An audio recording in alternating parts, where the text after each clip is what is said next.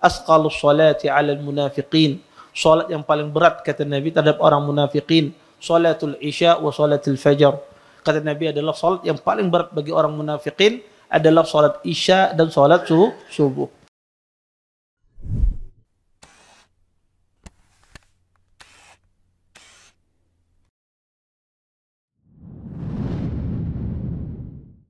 Assalamualaikum warahmatullahi wabarakatuh.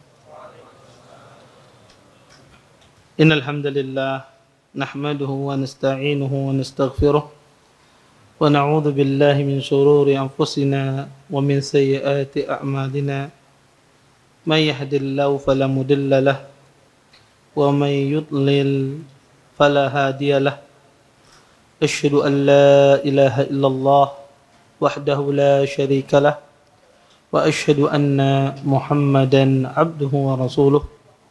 Fa inna asdaqal hadisi kitabullah wa khairul hadi hadi Muhammadin sallallahu alaihi wasallam wa syarrul umuri muhdatsatuha wa kullu muhdatsatin fid din bid'ah wa kullu bid'atin dhalalah wa kullu dhalalatin fin nar. Amma ba'd.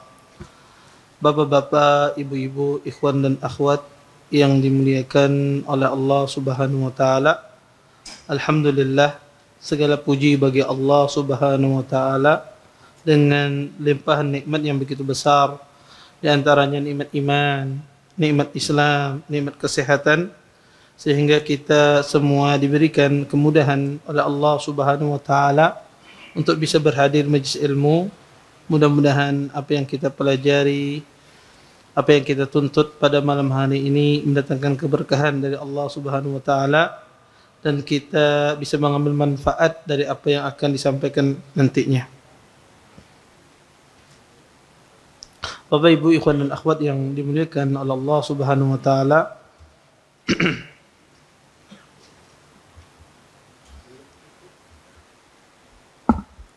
InsyaAllah pada malam hari ini kita akan lanjutkan kajian kita tentang kitab Al-Muwatta Imam Malik.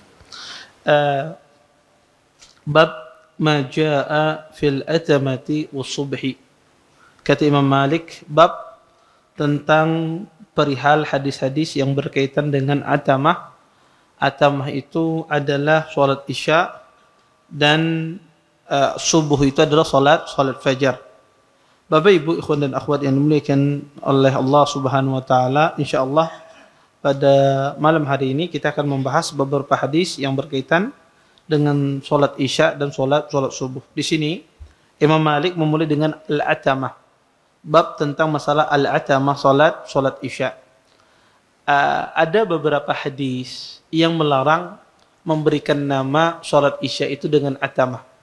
Ya, ada beberapa hadis yang sahih Nabi SAW melarang menamakan salat isya itu dengan atamah.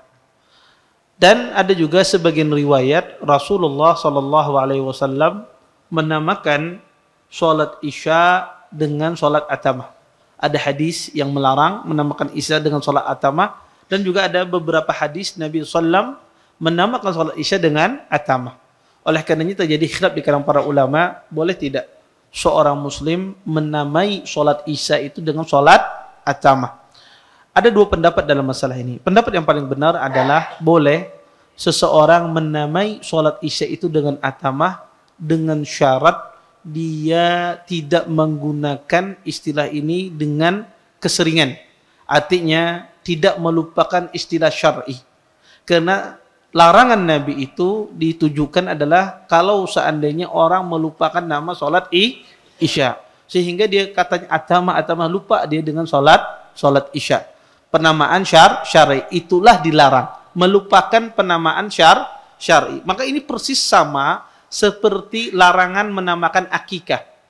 Akikah itu dilarang di dalam sebagian riwayat. Nabi ditanya tentang masalah akikah, ana la uhibbul uquq, kata Nabi, saya tidak menyukai kedurhakaan. Karena kata akikah itu kata akka. Saya tidak menyukai dengan nama tersebut.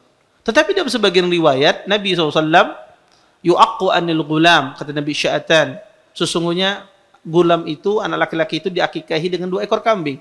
Di sebagian riwayat Nabi menyebutkan akikah, di sebagian riwayat Nabi melarang menyebutkan nama akikah. Kata para ulama, nama akikah itu dilarang kalau melupakan nama syar'inya. Nama syar'i akikah adalah an-nasikah. Namanya adalah an-nasikah. Maka kalau orang melupakan nama an-nasikah, sering menggunakan akikah, dari sisi inilah dilarang penggunaan tersebut. Kenapa? Karena melupakan nama syar'i. Maka ini penting ya, nama-nama syar'i semacam ini diingat. Sama seperti sholat isya, dilarang oleh Nabi menggunakan nama istilah atamah dalam rangka apa? Dia melupakan nama syar'i, yaitu sholat isya. Tapi kalau dia tidak lupa, digunakan dengan kadang-kadang, maka tidak ada masalah. Makanya Imam Malik di sini menggunakan istilah atamah, bab ma jaa fil atamati was subhi. Bab tentang masalah berkaitan tentang sholat isya dan sholat subuh. Kemudian di sini Imam Malik rahimahullahu taala membawakan beberapa hadis yang berkaitan tentang masalah ini. An Abdurrahman ibni Harmalah al-Aslami an Sa'id ibn Musayyab annahu balaghahu anna Rasulullah sallallahu alaihi wasallam qala bainana wa bainal munafiqin syuhudul isya was subhi la yastati'unahuma aw nahwa hadha. Dari Abdurrahman ibn Harmalah al-Aslami dari Sa'id ibn Musayyab telah sampai telah sampai kepadanya sesungguhnya Rasulullah sallallahu alaihi wasallam bersabda, pembeda antara kita dengan orang-orang munafikin adalah menyaksikan atau berhadir dalam pelaksanaan sholat isya dan sholat fajar. La istati'unahuma, sesungguhnya orang munafikin mereka tidak bisa hadir di dalam sholat fajar dan dalam sholat subuh. Bapak Ibu, ikhwan dan akhwat yang dimuliakan oleh Allah Subhanahu wa taala, hadis ini sebetulnya hadis yang mursal, yaitu hadis yang lemah, karena Sa'id bin Musayyab di sini mengatakan annahu balaghahu, telah sampai kepadanya, atau disebut dengan balagat. Hadis ini terputus sanadnya karena Sa'id bin Musayyab tidak bertemu dengan Nabi. Beliau ada seorang tabi'in, bukan seorang sahabat. Maka hadis ini sebetulnya terputus sanadnya, tetapi hadis ini ada jalur-jalur yang lain yang sahih. Di antaranya hadis Nabi SAW, asqalus salati 'alal munafiqin, salat yang paling berat kata Nabi terhadap orang munafikin, salatul isya wa salatul fajar. Kata Nabi adalah salat yang paling berat bagi orang munafikin adalah salat isya dan salat subuh. Bapak Ibu, kenapa salat isya dan salat subuh itu berat bagi orang munafikin? Pertama, sebelum kita jawab itu, siapa itu orang munafikin? Para ulama mengatakan orang munafik adalah orang yang menyembunyikan kekufurannya di dalam hatinya. Dia menampakkan keislaman, tetapi dia menyembunyikan kekufurannya dalam hatinya. Ini orang munafik. Kalau orang menampakkan kekufurannya di luar dan di dalam, maka itu disebut orang kafir. Tapi kalau orang mengaku orang Islam, tapi dia menampakkan kekufuran, tapi dia mengaku orang Islam, dia menampakkan kekufurannya, tapi dia mengaku saya orang Muslim, tapi dia tampakkan kekufurannya. Ini siapa? Ini orang zindik. Orang zindik. Dia Islam tapi mencela hadis Nabi, mencela Al-Quran, dilecehkan, tapi dia mengaku orang Muslim. Ini zindik namanya. Dan beberapa banyak zaman sekarang ini orang memiliki sifat zindik ini. Kemudian Bapak Ibu ikhwan dan akhwat yang dimuliakan Allah Subhanahu wa taala, orang munafikin adalah orang yang menyembunyikan kekufuran di dalam hatinya. Banyak hadis-hadis Nabi SAW mensifati ciri-ciri orang munafikin. Kata Nabi, di salah satunya adalah hadis Nabi, ayatul munafik salas. Tanda orang munafik itu 3 kata Nabi. Idza hadasa kadzaba. Jika dia berbicara dia berdusta. Kalau berpender mengeramput terus. Wa idza wa'ada akhlafa. Jika dia berjanji selalu mengingkari janjinya. Kada pernah menepati. Wa idza tu'mina khana, dan jika dia diberi amanah dia selalu khianat. Maka kalau ada ketiga-tiganya ini pada diri seorang muslim, apakah dia orang munafik? Tidak. Tetapi itu adalah sifat dari sifat orang munafikin. Selama dia beriman kepada Allah dalam hatinya, walaupun ada 3 tersebut, bukan kada pernah dia itu berkata jujur, mengeramput terus. Orang sealaman tahu orang ini raja dusta. Bahkan orang membuat film kartun pun ada kawa dustanya itu luar biasa. Ya, maka kadang ada sebagian orang itu dustanya luar biasa, subhanallah, ya, tidak bisa dibayangkan. Maka kata para ulama, kalau terpenuhi sifat dusta semacam ini, dia berjanji, selalu mengingkari, diberi amanah, selalu khianat, walaupun terkumpul 3 ini, dia tidak dikatakan orang munafik. tapi dia disifati dengan sifat orang munafikin. Dia tetap orang muslim. Kemudian di sini dijelaskan bahwasanya pembeda antara orang munafikin dengan orang-orang muslim adalah dengan menghadiri sholat berjamaah, yaitu sholat subuh dan sholat isya. Kenapa? Dua hal ini berat bagi orang munafikin. Pertama, orang munafikin itu sukanya dilihat. Dia kalau beramal, dia ingin dilihat orang. Karena dia munafik, dia menyembunyikan keislaman menyembunyikan kekufurannya di dalam hatinya. Sehingga ketika dia beramal, dia ingin dilihat oleh orang, ingin dipuji. Oh, itu seorang yang hebat, orang muslim. Salat isya, Anda tahu zaman dahulu itu salat subuh, salat isya itu gelap. Kadada melihat. Maka orang kalau ketika salat isya dan salat subuh tidak tahu siapa yang salat di sampingnya. Ketika salat tidak ada yang tahu siapa yang salat di sampingnya. Maka bagi orang munafikin percuma, ya. Dia salat berjamaah karena tidak ada yang mengenalnya. Berbeda dengan salat zuhur. Dia bisa menampakkan ya eksistensinya di hadapan masyarakat, keberadaannya. Oh, ini hadir Bang sembahyang, ada orang kafir ini. Ya. Tetapi kalau di salat subuh, dari salat isya tidak ada yang melihatnya. Sehingga mereka mendatangi salat itu dengan penuh kemalasan. Dia hitungan mereka rugi, tidak ada faedahnya ini, tidak diketahui. Itu yang pertama. Maka itu berat bagi mereka. Kemudian yang kedua, kata para ulama, berat bagi orang munafikin menghadiri salat isya dan salat subuh. Karena salat isya ini Bapak Ibu adalah istirahatnya orang ketika kecapean di waktu bekerja di siang hari. Orang kalau di siang hari kerja full sampai sore, maka dia akan merasakan kenikmatan tidur setelah maghrib itu luar biasa. Nikmatnya itu luar biasa. Itu pula sampai subuh. Ya. Itu nikmatnya luar biasa. Maka itu melepaskan kecapean setelah maghrib itu luar biasa. Kemudian yang kedua, di sholat subuh adalah tidur yang paling nyenyak. Kalau di dalam musim dingin, ya, maka sholat subuh itu paling nikmat tidurnya. Kenapa? Karena tidurnya panjang, ya, nikmat. Maka orang susah untuk dibangunkan. Maka pian kalau guring, sejuk kamar pian, ada AC-nya, apa macam, yang biasanya guring 4 jam bisa menjadi 7 jam. Kenapa? Karena nikmat sejuk. Ya. Coba kalau di tempat tidur tersebut ya panas luar biasa, ya nyamuknya sing banyakan. Yang seharusnya dia biasa tidur 5 jam, 2 jam pada sing guringan. Maka kata para ulama, subuh itu apalagi di waktu saifi, di waktu syita, di waktu musim dingin itu nikmat sekali tidurnya. Maka malas bagi orang munafikin untuk bangun. Wa idza qamu ila sholati qamu kusala. Kata Allah, jika mereka bangkit untuk sholat, mereka ada bangkit dengan penuh kemalasan.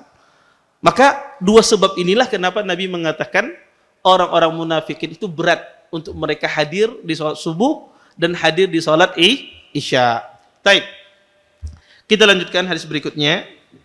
An Sumay maula Abi Bakar ibni Abdurrahman an Abi Salih As-Samman an Abi Hurairah radhiyallahu ta'ala anhu anna Rasulullah sallallahu alaihi wasallam qala bainama rajulun yamshi fi at-tariq wajada ghusna shawkin 'ala at-tariq fa akharahu fa syakara Allah tabaraka wa ta'ala lahu fa ghafara lahu. Dari Sumay maula Abi Bakar ibni Abdurrahman, dari Abi Salih As-Samman, dari Abi Hurairah, sesungguhnya Rasulullah sallallahu alaihi wasallam bersabda, bainama rajulun yamshi fit tariq, ya, ketika ada seseorang ya berjalan ya di sebuah jalan, wajada ghusna syaukin, kemudian dia mendapati ya mendapati adalah ya, duri, ranting berduri di jalan, maka dia singkirkan ranting berduri tersebut, maka Allah Subhanahu wa taala ridha terhadap perbuatannya, maka Allah ampuni dosanya. Di dalam hadis ini dijelaskan bahwasanya Abu Hurairah menyebutkan bainama rajulun yamshi fit tariq, ada seseorang yang berjalan di sebuah jalan. Ini penting ya.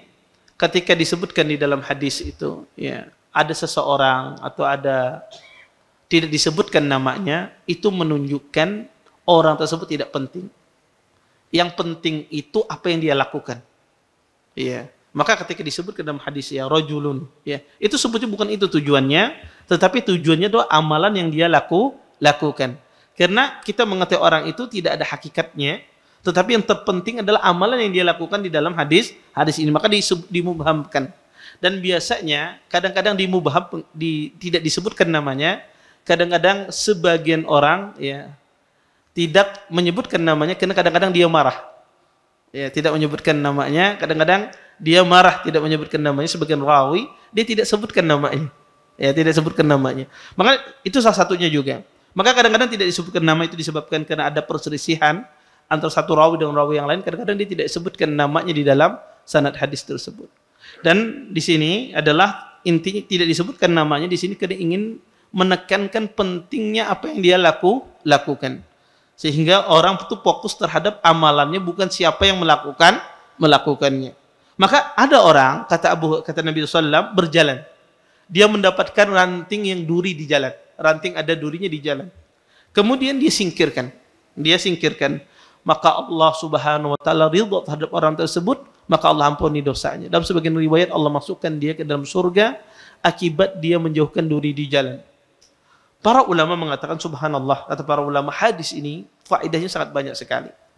Di antaranya adalah bahwasanya berdosa kalau ada orang itu melempar sesuatu di tengah jalan yang menjadikan sebagian orang muslimin mendapatkan mudarat terhadap perbuatannya tersebut. Dia melempar sampah di tengah jalan misalnya, melempar sesuatu di tengah jalan, ya di rumahnya misalnya ada batu, kemudian dia lempar di tengah jalan dan orang mungkin ya tersepak batu tersebut, berdarah kakinya dan seterusnya. Maka ini berdosa. Kenapa kita tahu berdosa? Karena ya itu menimbulkan mudarat. Kemudian yang kedua kata para ulama bahwasanya Allah Subhanahu wa taala tidak ya lupa dan Allah tidak akan pernah melalaikan ya perbuatan seorang muslim. Apa saja perbuatan seorang muslim dicatat oleh para malaikat, akan dibalas oleh Allah Subhanahu wa taala walaupun kita itu lupa ya. Tetapi Allah Subhanahu wa taala tidak akan pernah lupa terhadap apa yang dilakukan oleh seorang muslim. Makanya Bapak Ibu ikhwan dan akhwat yang dimuliakan Allah Subhanahu wa taala, kadang mungkin Anda lupa pernah berbuat baik kepada seseorang. Mungkin kadang Anda lupa pernah melakukan hal-hal yang terbaik pada seseorang. Tapi Allah Subhanahu wa taala tidak akan pernah lupa terhadap perbuatan baik kita. Makanya jangan pernah seseorang itu merasa putus asa dari berbuat baik. Karena kadang kita itu putus asa dari berbuat baik, mendakwahi orang, ya diajak misalnya orang ini makan, diajak ke rumah makan, tapi kadang mau ngaji juga tuh sudah mengajak apa macam, sudah bermodal banyak, ya mengajak orang ini, tapi kadang mau ke masjid ke kajian kadang mau, ya, atau seseorang di masjid misalnya menyediakan makanan biar banyak jamaahnya datang misalnya, kemudian jamaahnya sedikit yang datang, ya tidak ada atau sedikit yang datang. Mungkin di hati orang yang memberi, di hati, ya Allah, kayaknya sia-sia uang saya gunakan. Tidak sia-sia. Dicatat oleh Allah Subhanahu wa taala. Allah tidak akan pernah melalaikan, tidak akan pernah terlalai dari Allah Subhanahu wa taala. Dan bisa jadi hal tersebut penyebab seseorang itu masuk surganya Allah Subhanahu wa taala. Kadang-kadang hal yang demikian itu menjadikan kita ikhlas. Kadang-kadang hal-hal yang kita tidak terduga itu menjadikan kita tambah ikhlas beribadah kepada Allah Subhanahu wa taala. Oleh karenanya hadis ini coba lihat, begitu ringannya amal seseorang, ya, begitu ya ringannya amal seseorang tersebut, dia menjauhkan duri di jalanan, tetapi subhanallah, ya, apa ganjarannya? Allah ampuni dosanya. Dalam sebagian riwayat Allah masukkan dia ke dalam surga. Kita tidak tahu amal yang mana diterima oleh Allah Subhanahu wa taala. Entah itu menjauhkan sampah di jalan, membersihkan mungkin ada sesuatu di masjid misalnya Anda ambil, bisa jadi itu yang menyebabkan kita masuk surganya Allah Subhanahu wa taala. Kemudian hadis ini juga menyuruh kita untuk memperbanyak Bapak Ibu melakukan perbuatan baik apapun. Kalau kita bisa melakukan perbuatan baik, disuruh kita memperbanyak. Karena menghapuskan dosa itu dengan dua cara. Pertama, seseorang itu bertaubat dan beristighfar. Ya. bertaubat dan beristighfar. Istighfar itu dia lisannya meminta ampun kepada Allah Subhanahu wa taala. Yang kedua adalah memperbanyak amal saleh. Memperbanyak amal saleh itu kata Imam Ibnu Qayyim itu seperti air. Amal saleh itu seperti air. Sedangkan dosa itu seperti kotoran. Jadi kalau kotoran itu ya masuk ke dalam bejana, ke dalam air, maka dia berubah. Air itu bisa berubah menjadi kuning, apalagi najis, misalnya kencing masuk ke dalam bejana, maka air itu bisa berubah menjadi najis. Maka kuning ini, bagaimana cara mensucikannya? Kalau Anda tambah air terus, tambah air terus, tambah air terus, berubah apa tidak? Berubah. Dia akan berubah menjadi putih kembali. Maka seperti itu kata Imam Ibnu Qayyim rahimahullah ta'ala, amal saleh itu bisa memutihkan hati seseorang. Yang asalnya hitam, tapi dia beramal, berubah hati itu menjadi putih. Hangus dosa tersebut, hilang dosa tersebut dengan amal saleh. Makanya hadis ini menunjukkan kepada kita tuh perbanyak amal saleh. Ya, tidak mesti amal saleh itu sesuatu yang besar. Amal saleh itu sangat banyak sekali. Kemudian di hadis ini juga menjelaskan kepada kita bahwasanya orang yang melakukan manfaatnya muta'addi, manfaatnya tidak hanya untuk dia tapi untuk orang lain, itu pahalanya lebih besar ketimbang manfaatnya untuk diri kita sendiri. Saya kasih contoh. Misalnya Anda ya berzikir, subhanallah, alhamdulillah misalnya. Anda berzikir. Itu pahalanya untuk Anda sendiri. Pahalanya untuk Anda sendiri. Tetapi ketika Anda melakukan misalnya, Anda mengajarkan ilmu atau mengajarkan kebaikan, atau Anda bersedekah misalnya, ya, membangun masjid misalnya, atau membangun sekolahan misalnya, atau membantu orang kelaparan misalnya, maka itu manfaatnya bukan Anda sendiri. Manfaatnya ke orang lain, itu lebih besar di sisi Allah. Setiap sesuatu yang bermanfaat kepada orang lain, tidak hanya untuk kita sendiri, itu pahalanya besar, sangat besar di sisi Allah Subhanahu wa taala. Makanya Anda lihat, semua amalan yang manfaatnya muta'addi itu pasti besar pahalanya. Nabi SAW mengatakan, kata Nabi SAW, semua amal anak Adam terputus kecuali tiga hal. Tiga hal ini semuanya adalah bermanfaat untuk, bukan untuk kita tapi untuk semua orang. Ilmu yang bermanfaat, anak yang saleh yang senantiasa mendoakan, kemudian ya sedekah jariyah. Ya, maka hadis ini pun juga demikian. Ketika dia berbuat baik, menjauhkan duri. Menjauhkan duri ini manfaatnya bukan hanya untuk dia, tetapi untuk orang yang melewati jalan tersebut. Ya. Maka kata para ulama, setiap amalan yang muta'addi, amalan yang pahalanya tidak hanya berkaitan dengan kita tapi berkaitan dengan orang lain, itu pahalanya besar di sisi Allah Subhanahu wa taala. Kemudian Bapak Ibu ikhwan dan akhwat yang dimuliakan oleh Allah Subhanahu wa taala, dan kata para ulama, menjauhkan sampah, menjauhkan duri jalan itu tanda iman. Ya, tanda iman seseorang. Minaka ada tahu ya ada duri di jalan, minaka ada tahu, ini berarti imannya rendah benar. Ya, ada misalnya sesuatu yang menghalangi jalannya dia, dan kalau tidak dialihkan bisa jadi orang lain kena, tapi dia diam kan, ya. Maka ini orang ini imannya sangat lemah. Dan di antara tanda keimanan, dia menjauhkan apa yang mengganggu orang muslim. Taib. Kemudian kata Imam Malik, waqal, dan lanjutan hadis tersebut, asyuhada'u khamsah. Asyuhada'u khamsah. Al-mabtunu wal-mat'unu wal-ghariqu wa sahibul hadmi wasyahid fi sabilillah. Kata Nabi SAW, orang yang mati syahid itu 5 macam. Yang pertama al-mabtun, yaitu orang yang sakit perut. Orang yang sakit ya perut, maksudnya adalah orang yang mati akibat penyakit perut yang menimpanya. Kemudian yang kedua adalah al-mat'un, yaitu orang yang tertusuk. Ya, al-mat'un itu adalah orang yang tertusuk. Kemudian al-mat'un itu orang yang mati kena taun.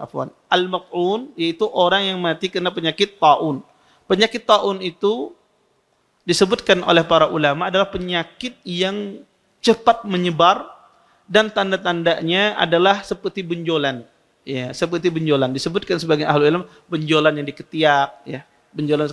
Kalau zaman sekarang mungkin seperti ya penyakit tumor atau kanker dan semisalnya, ya, benjolan-benjolan semacam itu. Tapi kanker dan tumor bukan taun. Tetapi dia semacam itu jenis penyakitnya disifati oleh para para ulama. Dan taun ini sangat bahaya. Kalau menimpa suatu negeri, maka tidak boleh ada yang datang dan tidak boleh ada yang keluar. Ya. Kemudian wal ghariq, yaitu orang yang mati tenggelam. Ya. Orang yang mati tenggelam, yaitu juga mati syahid. Wa sahibul hadam, dan orang yang kejatuhan bangunan. Ya, mati kejatuhan bangunan. Maka ini juga mati syahid. Wa syahid fi sabilillah, dan orang yang mati berjihad di jalan Allah Subhanahu wa taala, maka ini juga mati syahid. Maka di sini disebutkan oleh Nabi orang yang mati syahid itu banyak. Kata Nabi sallallahu alaihi wasallam ada 5. Ya. Maka Bapak Ibu, ikhwan dan akhwat yang dimuliakan oleh Allah Subhanahu wa taala, dan sering saya sudah singgung, setiap ada fadilah, seseorang akan mendapatkan fadilah tersebut kalau dia tidak melakukan pembatal fadilah tersebut. Jadi setiap ada fadilah yang Allah kasihkan kepada seorang hamba, dia akan mendapatkan fadilah tersebut kalau dia tidak membatalkan. Contoh misalnya, orang yang mati tenggelam itu mati syahid. Akhirnya, aku tenggelam aja lah biar mati syahid. Ya. Apakah demikian? Tidak. Ya, berarti dia bunuh diri. Ini adalah tidak melakukan pembatalnya. Atau seseorang meyakini mati pada malam Jumat itu tidak ditanya di kuburan. Akhirnya dia bunuh diri pada malam Jumat, berjalan di tengah jalan, dia ditabrak orang. Mati di malam Jumat. Apakah dia tidak ditanya di kubur? Ditanya di kubur. Iya, karena dia melakukan sesuatu yang melanggar. Atau seseorang yang tidak pernah sholat misalnya. Dia tidak meninggalkan sholat, kemudian mati pada malam Jumat. Apakah dia mati dalam keadaan seseorang tersebut dia tidak ditanya di kuburnya? Kita katakan fadilah ini didapatkan kalau tidak melakukan pembatalnya. Setiap fadilah itu pasti dia akan dapatkan kalau dia tidak melakukan pembatalnya. Kalau dia melakukan pembatalnya, maka dia tidak mendapatkan fadilah yang Allah janjikan. Jadi kalau disebutkan di dalam hadis ada fadilah, dia akan mendapatkan fadilah tersebut kalau dia tidak melakukan pembatalnya. Taib. Kemudian kata Nabi SAW, hadisnya bersambung, lau ya'lamun nas ma fin nida wa safil awal summa lam yajidu illa ayastahimu alaih lastahamu alaih walau ya'lamuna ma fit tahjir lastabaqu ilaih walau ya'lamuna ma fil atama was subhi la atauhuma walau habwa.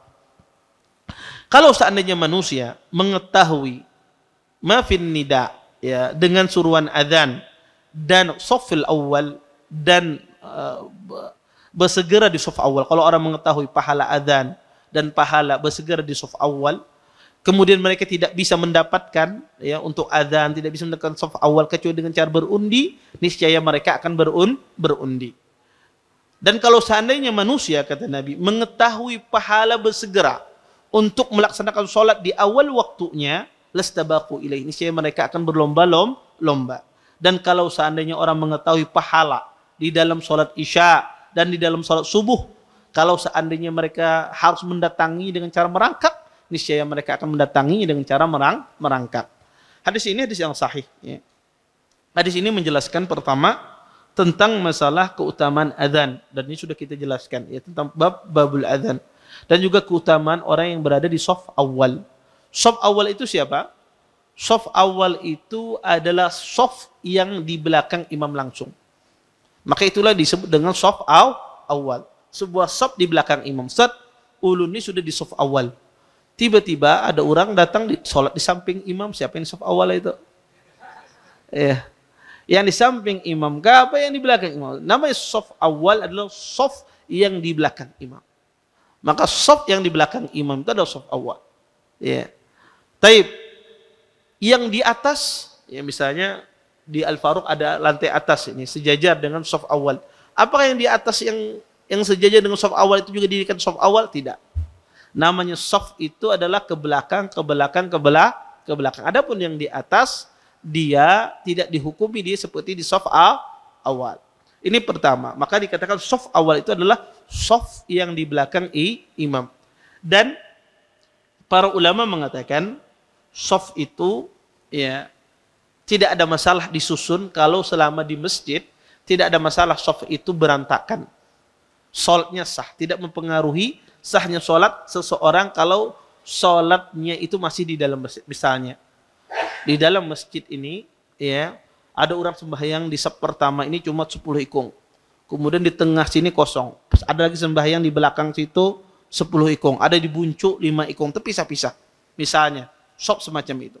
Apakah sah sholat berjamaahnya? Sah. Selama itu dalam masjid. Walaupun itu tidak sunnah. Tapi kita bicara sah atau tidaknya. Makanya Anda jangan bingung kalau ada orang misalnya apalagi masjidnya luas. Kalau Anda masuk Masjid Nabawi, Masjidil Haram, ya, maka Anda bingung nanti di tengahnya kosong, Ustaz, apa sah jaka sembahyangnya? Kadang-kadang sebagian orang bingung, ya. Ulun hendak ke saf depan tuh lapah kaki ulun. Ya.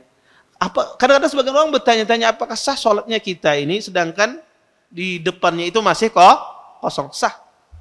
Di dalam masjid, kalau itu dalam masjid tidak ada masalah. Shaf itu kalau seandainya di tengahnya kosong. Walaupun ini bukan sesuatu yang sunnah. Tapi kita berbicara dari sisi sah atau tidaknya. Ya, berbicara sisi sah atau tidaknya. Tetapi kalau di belakang, di luar masjid itu tidak boleh. Orang kalau sholat di luar masjid sedangkan di dalam masih kosong itu tidak boleh. Apalagi di halaman yang bukan disediakan untuk masjid, parkiran. Itu bisa jadi sholatnya tidak dikatakan dia tidak sholat berjamaah. Kenapa? Karena dia di luar masjid, di dalamnya masih kosong. Ya. Kenapa? Karena yang terpenting di dalam masalah imam ini adalah seseorang dia bisa mutabaah mengikuti imam dan dia bisa melihat. Makanya kata para ulama, seseorang itu tidak dikatakan tidak dikatakan dia sholat berjamaah kalau seandainya dia di luar masjid, sedangkan di dalam itu masih kosong. Makanya pendapat yang paling benar wallahu a'lam, orang yang sholat biasanya di hotel. Ya, kadang di hotel, sebagian orang sholat di hotel. Kalau pernah ya pergi umrah misalnya, itu kadang kalau di hotel bintang 5 atau semacamnya itu, dia langsung melihat depannya Ka'bah. Jadi orang depannya dia melihat, dibuka kacanya dia melihat langsung. Kadang-kadang musholanya demikian, menghadap demikian. Apakah semacam itu sah atau tidak? Dikatakan ini berjamaah atau tidak? Khilaf ulama. Yang rajih wallahu a'lam, ya saya dekat pada pendapat yang mengatakan itu tidak dikatakan dia berjamaah. Kalau seandainya masih ada yang kosong. Kalau dia tidak ada yang kosong, maka bersambung, maka insya Allah tidak ada masalah. Tapi kalau masih ada yang kosong, maka itu tidak dikatakan dia berjamaah. Dan shaf itu dibangun seperti apa? Shaf itu adalah dibangun dari tengah. Ya, kemudian seseorang menyempurnakan ya sebelah kanan, ya, atau menyempurnakan ya sebelah kanan, atau dia ya mendahulukan sebelah kanan tidak ada masalah, atau sebelah kanan dia isi sebagian, kemudian diisi lagi dan sebagian sebelah kiri juga tidak mengapa. Kemudian kata para ulama, shaf itu dibangun berdasarkan orang-orang yang balik, orang-orang yang mengerti salat. Adapun anak kecil yang tidak paham, usia 4 tahun, atau anak-anak yang belum mumayyiz, ya belum mumayyiz ini adalah dia tidak bisa membedakan mana baik, mana buruk. Ya, dia tidak bisa membedakan, atau dia tidak, sebagian ulama mengatakan tidak bisa membedakan mana sebelah kanan, mana sebelah kiri. Kalau bisi anak pakai sandal tepaling terus, walaupun usianya 15 tahun, ini masih kecil. Ini masih belum balik. Ya, belum siap, jangan dinikahkan itu. Ya, kenapa? Karena dia tidak mengerti. Ya, maka seseorang anak kecil yang belum balik atau yang belum mumayyiz dan dia tidak mengerti tentang masalah sholat, maka itu tidak dianggap dia shafnya. Jadi kalau pengen membawa anak kecil usianya mungkin 4 tahun, 5 tahun, 6 tahun tidak mengerti, maka shafnya itu sebetulnya tidak dianggap. Terus seperti apa sebaiknya? Maka kalau ada membawa anak kecil, maka sebaiknya orang tuanya menaruh dia paling pojok.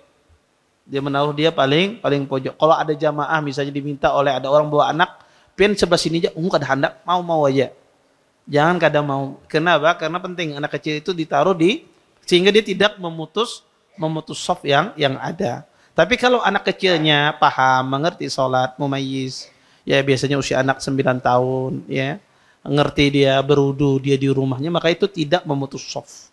Itu tidak memutus shaf. Ini penting ya. Kadang-kadang sering orang bingung. Anak kecil ini di mana ditaruh? Ya, maka ditaruh di samping atau taruh di belakang Anda kalau shafnya kosong di di belakang. Kalau safnya ada penuh, taruh di depan Anda. Kalau Anda punya anak, taruh di depan Anda untuk misalnya di samping kanan sudah nggak ada, di belakang ada orang, kebetulan anaknya kadang mau berpisah lawan abahnya atau kadang mau berpisah lawan ibunya, taruh di depan Anda sehingga dia tidak memutus saf di sana. Iya. Kemudian kata para ulama maka saf itu dibikin ya kalau orangnya cuma satu orang, maka saf itu di samping imam. Kalau dua orang, maka safnya itu di belakang imam. Ya, safnya itu di belakang imam. Jadi kalau misalnya ada satu, kemudian satu imam, dua orang, maka safnya itu di belakang imam. Kalau safnya misalnya 3 orang atau safnya 2 orang, satu laki-laki, satu wanita. Seperti apa? Maka saf itu dibikin kalau satu laki-laki, satu wanita, yang laki-laki di samping imam, yang wanita di belakang. Bukan laki-laki sama wanita di belakang, tidak. Tapi laki-laki di samping imam, wanitanya di belakang. Tapi kalau ada 3 orang, 2 laki-laki, 1 wanita, maka 2 laki-laki ini di belakang imam, 1 wanita di belakang 2 orang laki-laki. Semacam itu cara membikin shaf. Dan kalau jamaahnya cuma 1 orang, itu di samping imam persis. Tidak mundur, tidak maju, persis di samping imam. Ada sebagian orang kadang-kadang memundurkan kakinya sedikit daripada imam. Ini keliru. Dia salat di samping imam persis. Ya. Sebagian orang kadang nyaman. Ya. Akhirnya dia mundur, kadang nyaman. Rasa ada kawak, dia persis dengan imam. Tidak. Persis dia kakinya dengan imam. Bukan dia mundur, tidak. Tapi dia persis. Sebagaimana kasus Abdullah ibni Abbas yang diputar oleh Nabi salatnya karena beliau keliru dalam posisi shaf. Maka semacam itu cara membikin shaf. Kemudian di dalam hadis ini dikatakan tentang keutamaan salat Isya dan salat subuh. Maka sekali lagi Bapak Ibu, kalau sesuatu pahala tidak disebutkan, keutamaannya itu menunjukkan pahala itu sangat besar. Ya. Maka seperti puasa, Allah Subhanahu wa taala mengatakan di dalam hadis qudsi wa ana azzibihi. Kata Allah, puasa itu untukku dan aku akan membalasnya. Tidak disebutkan berapa ganjarannya, berapa apa yang akan dibalas, itu menunjukkan pahalanya besar. Maka seperti ini pula ketika Allah Allah Subhanahu wa taala ingin menjadikan ganjaran itu besar, kadang itu tidak disebutkan, menunjukkan pahalanya sangat besar. Makanya kata para ulama, salat subuh dan salat Isya pertama ini ciri orang mukmin, bukan ciri orang munafikin. Maka orang kalau dia senantiasa salat subuh dan salat Isya, maka insya Allah dia terhindar dari sifat orang munafikin.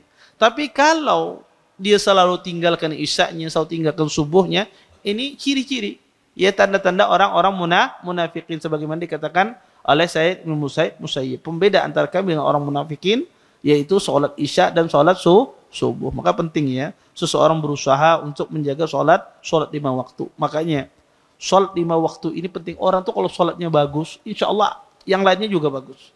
Akhlaknya juga insya Allah bagus ya. Karena salat itu luar biasa mempengaruhi seorang muslim. Ya, maka Ahlus Sunnah wal Jamaah itu tidak hanya sekedar dia mengaku Ahlus Sunnah wal Jamaah saja, tidak sekedar dia berjenggot, tidak sekedar dia tidak isbal, tetapi juga dia salat berjamaah, salat subuh, salat Isya ya. Maka itu yang paling terpenting ya di dalam kehidupan muslim, menjaga salat 5 waktu. Wallahu taala alam.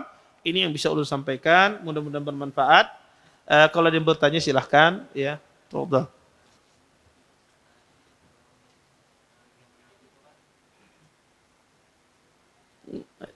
Enggak apa-apa, langsung aja enggak.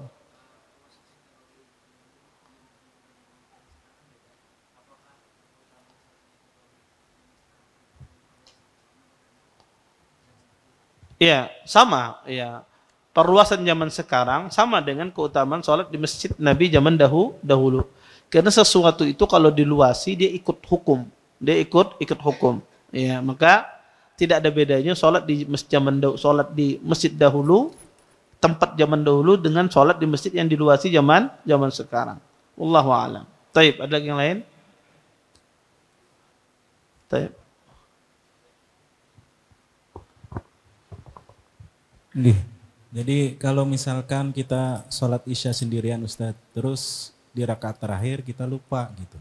Terus naik berdiri sudah posisi sempurna, apa yang harus kita lakukan? Duduk tahiyat atau meneruskan gitu. Itu yang pertama. Dia Terus terjadi penambahan apa pengurangan? penambahan. Penambahan. Nah, jadi ingatnya di rakaat kelima waktu tapi sudah berdiri sempurna gitu. Ustaz. Oke. Terus kalau misalkan hal yang sama kita sebagai makmum, imam pada salat isya itu lupa di rakaat terakhir jadi berdiri sempurna sudah dan sudah diingatkan makmum tetap meneruskan salatnya di rakaat kelima, kita sebagai makmum itu tetap nunggu imam duduk tahiyat atau ikut berdiri, Ustaz? Oke. Itu, Ustaz. Taib. Jazakallahu khair. Wa'alaikum. Taib. Beliau menanyakan tentang masalah beliau sholat sendiri, kemudian pas berdiri di rakaat kelima baru ingat bahwa ini rakaat lebihan sholat isyanya. Apa yang harus dilakukan? Harus cepat duduk dia, kembali duduk. Tidak perlu dia menyempurnakan Al-Fatihah, tapi langsung duduk karena itu rakaat yang salah. Dia harus duduk, kemudian tasyahud, setelah itu dia sujud sahwi, boleh sebelum salam, boleh setelah salam, silahkan. Tapi abdolnya kalau kelebihan itu sujud sahwi setelah salam, abdolnya. Tapi kalau sebelum salam pun tidak mengapa. Ini kalau kita jadi sholat sendiri. Kalau bersama makmum, kita jadi makmum, imamnya di rakaat kelima ditegur subhanallah, imamnya kada terpengaruh. Imam usahakan jangan terpengaruh dengan makmum. Ya. Karena sebagian orang itu kadang-kadang kalau mendengar subhanallah, imam langsung gemetar, langsung duduk. Ya. Ada sebagian imam, masya Allah, tidak terpengaruh dia. Keyakinannya ya mantap. Saya subhanallah, dia mengaku ikam yang salah dalam hatinya. Bisa jadi demikian. Seorang imam. Iya. Akhirnya dia tidak kembali. Makmum apa yang harus dilakukan? Imamnya ngotot di atas. Tapi makmum apa yang harus dilakukan? Makmum duduk. Tidak boleh dia mengikuti imam yang salah. Ini kalau penambahan ya, bukan pengurangan. Kalau misalnya tasyahud, awal kurang, imamnya langsung berdiri, lupa tasyahud. Kita ikut 4 berdiri. Kenapa ini terjadi pengurangan? Jangan imam di tasyahud awal sudah berdiri, antum tetap duduk. Subhanallah, kadang-kadang sebagian imam takutan. 4 juga duduk. Padahal sudah tahu ilmunya sekadar nyaman karena makmum kadang mau berdiri. Kalau pengurangan, kita mengikuti imam. Tapi kalau terjadi penambahan, seperti tadi rakaat, maka makmum tidak boleh mengikutinya. Maka dia duduk, tunggu imamnya. Ya, maka biarkan ini sembahyang serongan. Ya, sampai di tasyahud. Dia salam, kita 4 salam. Baru setelah itu kasih tahu bahwasanya dia salah, dia sujud sahwi, semacam itu. Wallahu a'lam. Taib. Silakan. Ya, Assalamualaikum Ustaz. Itu di suatu komplek itu kan di jalan, bagaimana orang yang bikin polisi tidur itu atau tali atau galam, nah itu termasuk dosa kah? Itu pertama. Yang kedua itu ada orang bikin acara di jalan atau di komplek itu kan nggak boleh lewat dihalangi itu lah. Bolehkah itu? Terima kasih. Assalamualaikum. Pertama beliau menanya tentang masalah polisi tidur di jalan. Khususnya di sini banyak banget polisi tidurnya. Ya. Taib, apa hukumnya? Boleh apa tidak? Ya. Pertama ya, wallahu a'lam ya, tujuan orang bikin polisi tidur itu untuk keamanan sebetulnya, untuk agar tidak laju-laju ya masuk menabrak kelanakan. Kalau tujuannya itu bukan tujuannya agar uang terjatuh sepeda motornya kada. Tapi kalau tujuannya untuk keselamatan itu bukan memudaratkan sebetulnya, tetapi untuk menjaga keamanan. Maka itu bukan termasuk menaruh duri di jalan, tidak. Tapi dia maksudnya adalah untuk menjaga keamanan. Mungkin ada orang kadang-kadang bersepeda motor tuh laju ya, tidak lihat ini di kampung, orang lagi guring apa macam. Dengan ada polisi tidur dia mempelankan suaranya, tidak mengganggu orang dan seterusnya. Tetapi juga perlu diperhatikan ya, kalau polisi tidur itu terlalu banyak bisa jadi mengganggu orang. Ya, maka dilihat ya, maka disesuaikan dengan standar keamanan berapa semacam itu.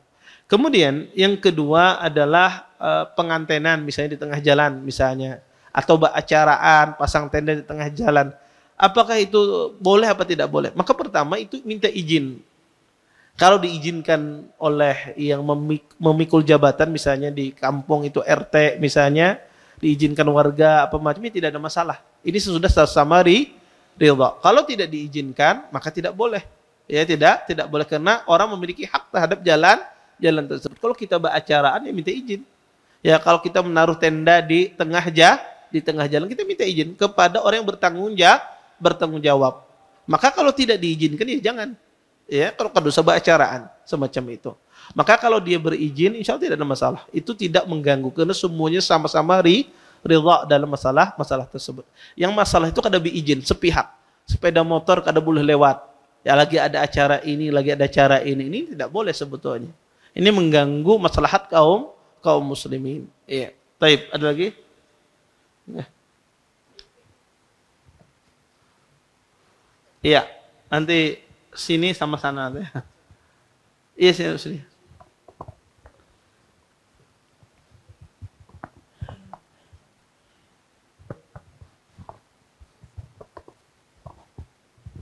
Ya Ustaz, pertanyaan saya yang malam Jumat lalu,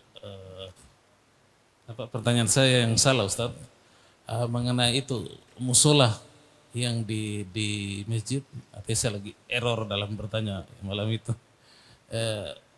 dengan atau di mall itu kan kalau sudah tutup, maksudnya kalau sudah tutup kan tidak ada orang yang bisa salat di situ, paling dia punya security aja. Jadi yang kami tanyakan itu kalau yang tidak dipakai 5 waktu, berarti paling 4 waktu aja dipakai, atau kantor kan bisa ada jam musola. Nah, kalau kantornya ditutup kan dikunci, tidak bisa umum. Maksud kami kalau yang bukan umum begitu 5 waktu, apa tetap dihitung salat rawatib Ustaz? Iya. Terus yang kedua, kami pernah mengalami salat itu ada di samping kami itu bau sekali, mungkin tidak pakai roll on itu. Tidak bisa tahan sama sekali. Apa boleh kami, ya tidak pakai deodoran mungkin. Kami boleh pindah saf Ustadz, begitu tidak tahan. Jadi kami memang pindah saf. Apa salah atau bagaimana kami? Terus tadi dikatakan mati syahid itu sakit perut, tertimpa bangunan, ini seperti mati mengenaskan. Kalau dihubungkan ada juga hadis Rasulullah sendiri berlindung dari mati mengenaskan. Bagaimana kalau dihubungkan Ustaz? Ya. Rasulullah sendiri berlindung dari mati mengenaskan. Ya. Pertama tentang masalah sholat di mall tuh ya, sholat di mall yang masjidnya mungkin enggak berfungsi 5 waktu, 3 waktu atau 4 waktu. Abang masih dihukumi musola di mall itu masjid? Iya, karena itu diperuntukkan untuk orang umum. Maka ya kalau sesuatu diperuntukkan untuk orang umum ya kemudian diperbolehkan orang sholat di sana, maka pada hakikatnya boleh ya, itu dihukumi seperti sholat berjamaah ya kalau ada masjid, ada musola di dalamnya. Walaupun tidak semua lima waktu, tapi dia diperuntukkan untuk semua orang. Kemudian masalah pindah sop boleh tidak kalau ada orang di sampingnya berbau misalnya, maka seharusnya yang berbau itu dia harus keluar. Tapi kalau seandainya tidak bisa, maka boleh kita berpindah untuk mencari kekhusyuan. Maka tidak mengapa kita berpindah beralih. Atau kadang sebagian orang itu terganggu dengan orang di sampingnya misalnya, kemudian dia berpindah, maka tidak ada masalah tanpa dia harus membatalkan. Boleh dia berjalan, ini maslahat di dalam sholat. Kemudian yang ketiga, masalah mati syahid. Tadi disebutkan adalah kejatuhan bangunan. Padahal Nabi berlindung untuk tidak mati dalam kena kejatuhan bangunan. Sebetulnya semuanya Nabi berlindung. Taun juga Nabi berharap tidak terkena taun, ya. Juga mati sakit pun juga berharap. Tetapi maksudnya adalah gini. Kalau terjadi kematian semacam itu, maka dia mati syahid. Tapi seorang muslim dia berusaha untuk tidak meminta mati dalam keadaan demikian. Seorang muslim tidak dia meminta mati agar tertimpa penyakit taun, tidak.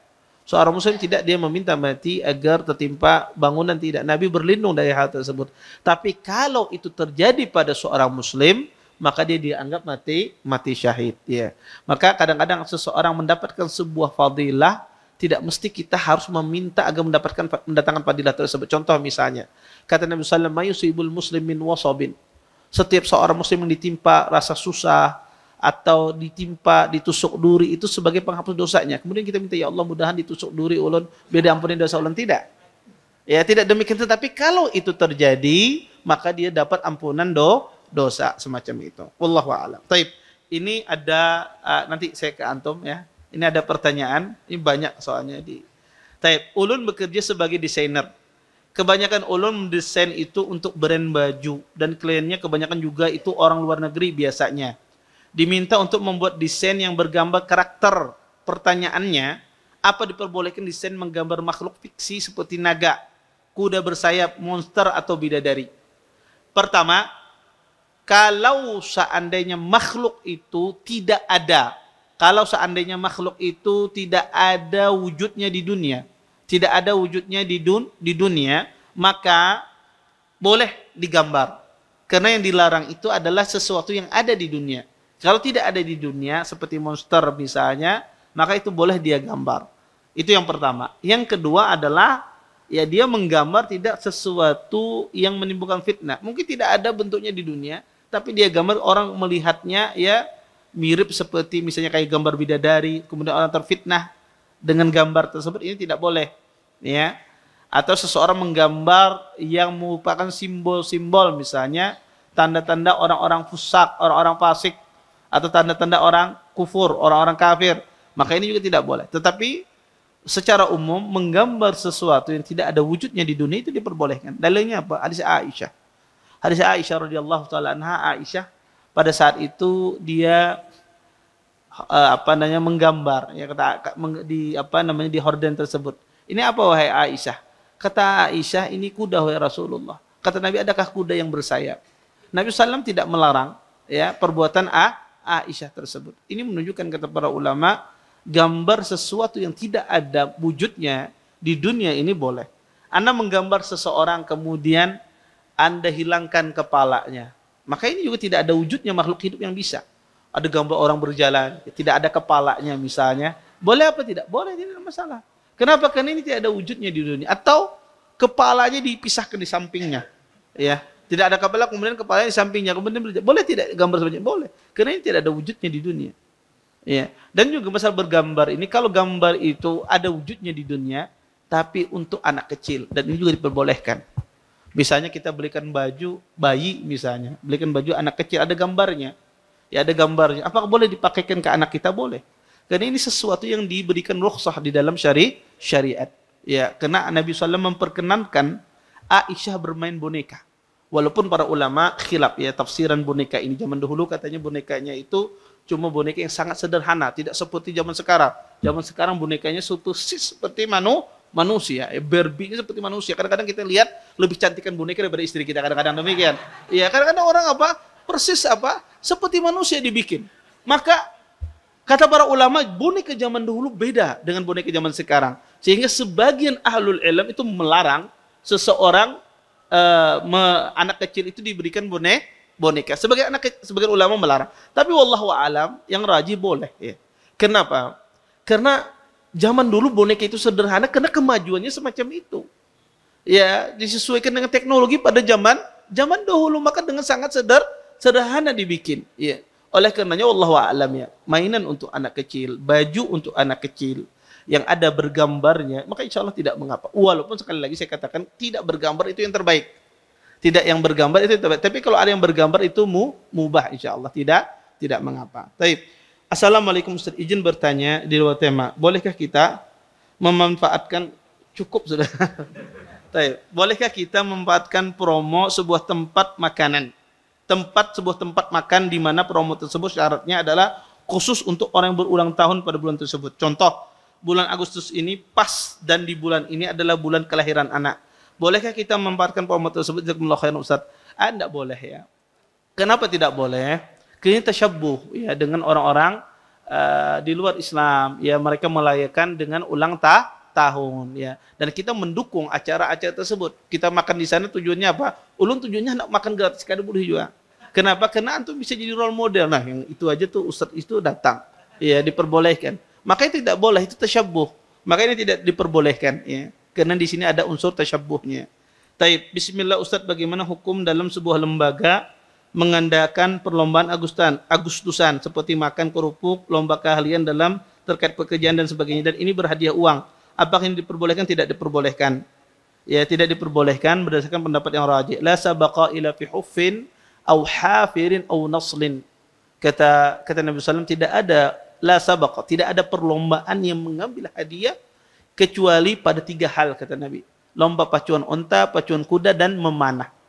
Ini 3 perlombaan yang boleh mengambil hadiah. Dan dimaksudkan la sabaq di sini boleh mengambil hadiah ini tentu dari pihak ketiga. Bukan pihak yang bertanding, tapi pihak yang ketiga. Dan ya, para ulama membolehkan mengambil hadiah yang berkaitan dengan agama, karena 3 ini berkaitan dengan agama. Kalau ada kaitannya dengan berkaitan dengan agama, misalnya lomba hafal Quran, lomba hafal hadis, cerdas cermat, dan semisalnya, berkaitan dengan agama boleh mengambil hadiah karena dikiaskan. Tapi kalau tidak ada kaitannya dengan agama, wallahu a'lam, yang saya yakini tidak boleh mengambil hadiah. Terus apa Ustaz nak beramian aja, berlomba tapi kan berhadiahan, kata Bapak. Silakan diperlombakan tapi tidak perlu berhadiah. Itu disebut dengan bermain, bertanding, tidak mengambil hadiah. Hadiahnya cuma diumumkan juara 1 itu, tapi kan ada hadiahnya sudah ya. Iya, tidak ada masalah ya. Saya. Oke. Bismillah Ustaz, saya izin bertanya. Apabila saya sudah melahirkan anak kedua, lalu saya ingin steril, mengingat usia saya sudah 30 tahun ke atas dan kehamilan di usia 30 tahun ke atas itu sangat rentan. Apakah boleh saya memutuskan untuk steril apabila suami saya mengizinkannya juga? Mohon penjelasannya Ustaz. Kata siapa 30 tahun ke atas rentan? Iya. Ini butuh pembuktian ya, Tapi banyak orang-orang itulah usianya 40 tahun masih bisa melahirkan, ya. Maka ini tentu ya, kalau itu betul-betul menimbulkan mudarat bagi orang tersebut, tidak ada masalah. Islam tidak melarang orang melakukan KB dan semisalnya, melakukan ya tidak mau beranak lagi, boleh kalau menimbulkan mudarat. Tapi kalau tidak menimbulkan mudarat pada tubuh orang tersebut tidak boleh. Karena pembatasan ya, atau pembatasan kelahiran tidak boleh. Membatasi kelahiran seorang wanita tidak boleh. Menunda boleh, mengatur jarak boleh. Tetapi sama sekali tidak mau punya anak, sekarang ini istilahnya apa?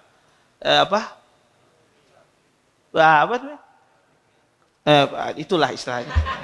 Maka itu masyhur sekarang, nikah tapi tidak mau tidak punya anak. Ya, ini keliru ya.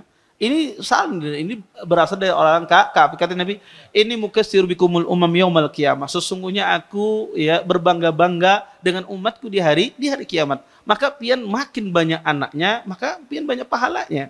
Kenapa? Karena Nabi senang dengan banyak umatnya ya. Kalau itu menimbulkan mudarat kehamilan dia, boleh dia melakukan hal demikian. Tapi kalau tidak menimbulkan mudarat maka tidak boleh. Sekedar mengatur jarak itu boleh. Mengatur jarak boleh. Tapi untuk sama sekali kada mau itu tidak boleh. Taib. Assalamualaikum Ustaz, bagaimana hukumnya kalau kita memesan sebuah barang dan itu COD di rumah orang tua kita dan yang membayar terlebih dahulu orang tua kita menalangi. Bolehkah kalau kita membayar berlebih ke orang tua kita, misalnya harga barangnya 43.000, kita bayar ke orang tua kita 50.000, jazakumullah khairan Ustaz. Sebetulnya ya semacam itu tidak ada masalah ya. Anda orang tua bayar 43.000, kemudian Anda bayar 50.000. Membayar berlebih itu boleh dengan 2 syarat. Pertama, syaratnya adalah tidak ada niat sama sekali dari pihak yang meminjam untuk meminta bayaran berlebih, yang meminjamkan uang. Ya, kemudian yang kedua, tidak ada persyaratan sebelumnya. Kalau 2 hal ini terpenuhi, maka tidak ada masalah. Seperti orang tuanya misalnya bayar 43.000, kemudian dia bayar 50.000, tidak mengapa. Ini diperbolehkan. Kata Nabi, khairukum ahsanukum qadaan. Sebaik-baik kalian, kata Nabi, ada orang yang paling bagus dalam membayar. Nabi pernah berutang 1 onta, dibayar oleh Nabi dengan 2 onta. Ya, dibayar oleh Nabi dengan 2 onta. Maka tidak ada masalah. Kalau tidak ada persyaratan dan tidak ada niat sebelumnya ingin ditambah. Kemudian, Assalamualaikum Ustaz, bagaimana hukum memakai penumbuh brewok? Jazakumullah khairan. Boleh saja, tapi abdulnya biarkan secara alami. Kadang orang tumbuh banyak, kadang-kadang dicukurnya juga. Taib. Assalamualaikum Ustaz, apa makna kemerdekaan bagi seorang muslim mengingat kita mendekati hari kemerdekaan? Syukran Ustaz, barakallahu fiik. Kemerdekaan bagi seorang muslim, dia bisa melaksanakan amal ibadah sesuai dengan apa yang dicontohkan oleh Nabi SAW. Ia bisa menegakkan syiar-syiar Allah. Itu kemerdekaan bagi seorang muslim. Baik. Ustadz, bagaimana sikap kita terhadap pengemis yang sering ditemui di lampu-lampu merah, yang mana dia membawa anak, akan tetapi anak tersebut seperti dibius, dikasih obat tidur. Apakah boleh memberi sedekah kepada mereka? Kalau saatnya pengemisnya betul-betul orang yang tidak mampu, ya memang dikasih boleh kita mengasih. Tetapi kalau seandainya orang itu ya sebetulnya mampu saja, maka jangan antum kasih. Ya, jangan antum kasih. Kenapa? Karena kita jangan membiarkan orang itu terbiasa minta. Kata Nabi, ya, sesungguhnya harta zakat itu tidak halal bagi orang kaya wala liqawiyyin muqtasib. Dan juga tidak halal bagi orang yang mampu untuk berusaha. Kebanyakan mereka itu bisa berusaha, badannya segar, apa macam. Maka disuruh untuk berusaha. Dan orang yang meminta kepada manusia dalam memperbanyak hartanya, man sa'ala nas takassuran yub'atsu yaumal qiyamah laisa fi wajhihi muj'atul lah. Kata Nabi, orang yang meminta dengan manusia dengan jumlah yang banyak untuk memperbanyak hartanya, maka nanti dibangkitkan di hari kiamat yang mana ya tidak ada dagingnya, tengkorak saja. Ya tidak ada dagingnya mukanya. Allah hinakan dia. Maka kalau antum melihat orang itu mampu, bisa bercari, lebih baik nggak usah. Karena kita ingin menjadi didik di dia. Tapi kalau seandainya orang tersebut emang betul-betul, ada orang kadang-kadang meminta itu emang dia sudah betul-betul tidak mampu. Kalau orang semacam ini datang ke rumah antum lihat sudah lemas-lemas orangnya, hendak pingsan misalnya, minta banyu putih ke dedak, nah jangan kasih. Kasih orang semacam ini. Tetapi kalau orangnya sehat bugar dan dia bisa bercari, maka lebih baik jangan. Wallahu a'lam. Terakhir tadi, ya nih. Masih soal gangguan di jalan tadi, kan banyak nih di Kalimantan Selatan kita temui orang minta di tengah jalan untuk membangun masjid. Sedangkan itu kan di jalan raya mengganggu lalu lintas. Apakah itu berdosa? Terus kalau itu berdosa, bagaimana kita memberi? Apakah kita dianggap juga mendukung perbuatan itu? Jazakumullah khair. Pertama itu dilihat regulasi pemerintah ya. Regulasi pemerintah setempat. Kalau pemerintah kadang mengizinkan orang meminta-minta tengah jalan, maka itu kada boleh. Ya. Kalau izin pemerintah tidak ada regulasi di tengah jalan, tidak boleh ada orang meminta-minta di tengah jalan. Ada regulasi semacam itu, maka tidak boleh. Maka kalau dia tidak boleh, maka kita jangan memberi. Ya kenapa? Karena kita disuruh taat terhadap pemimpin. Ya maka kalau aturannya tidak membolehkan, maka tidak boleh. Saya tidak tahu ya aturan di tempat kita ini seperti apa, tapi mungkin nanti bisa dilihat di Google atau seperti apa ya aturan pemerintah, ya boleh tidak orang minta-minta di jalan untuk pembangunan masjid itu seperti apa. Dan yang jelas itu kalau seandainya diperbolehkan pun pasti itu harus ada izin. Ya harus ada izinnya. Dan setahu saya wallahu a'lam, saya sering banyak membaca juga masalah ini tidak diperbolehkan. Ya, pernah saya membaca beberapa tempat itu tidak diperbolehkan, aturannya sangat jelas ya, karena dan itu juga bisa membahayakan ya orang-orang yang meminta tersebut. Intinya di sini dilihat aturan pemerintah, diperbolehkan apa tidak. Kalau diperbolehkan oleh aturan pemerintah, maka ya tidak ada masalah seorang mengasih. Tapi kalau tidak diperbolehkan, ya tidak boleh kita mengasih karena kita taat terhadap aturan. Wallahu a'lam. Ini mungkin yang bisa saya sampaikan, mudah-mudahan bermanfaat. Saya tutup dan doa kepada majelis. Subhanakallahumma bihamdika asyhadu an la ilaha illa anta astaghfiruka wa atubu ilaik. Assalamualaikum warahmatullahi wabarakatuh. Terima kasih. Jazakumullah khairan wa barakallahu fikum. Video ini dibuat atas partisipasi dari donasi Anda. Semoga menjadi amal jariah bagi Anda semuanya.